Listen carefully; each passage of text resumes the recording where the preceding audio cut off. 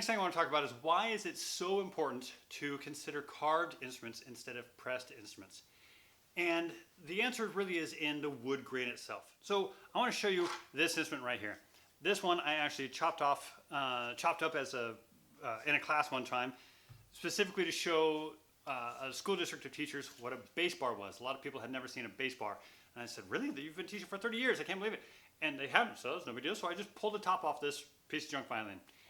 And then I brought it back to the shop and in my store. And I had a dad there asking, well, why is a press top so important?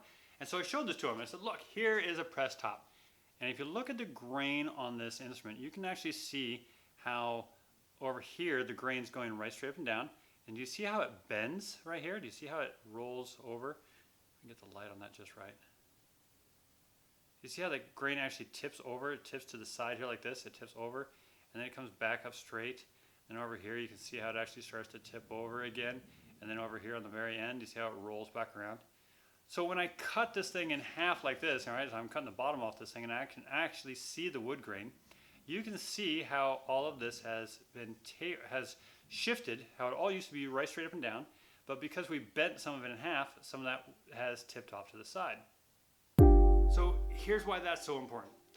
When you bend the wood, if you can imagine if this tree has been straight for a long, long time and we've cut it down and let's say we've dried it and then we steam it and get it hot and wet again and we press it into shape. That tree that was like this for a really long time and then you bend it in 5 minutes and cool it off, is it going to want to stay there? Especially when you put pressure on a bridge right on top of it and try to push it down. Is it going to want to stay like that? Or will it want to flatten out over time? You're right, it's going to flatten out. It's absolutely going to want to flatten out over time. But if that tree is still like this, and I have carved away the blocks of wood into this arc that can hold tension and is designed to hold tension, and then I put the bridge and the string up on top of it, is that tree going to stay there or is it going to bend?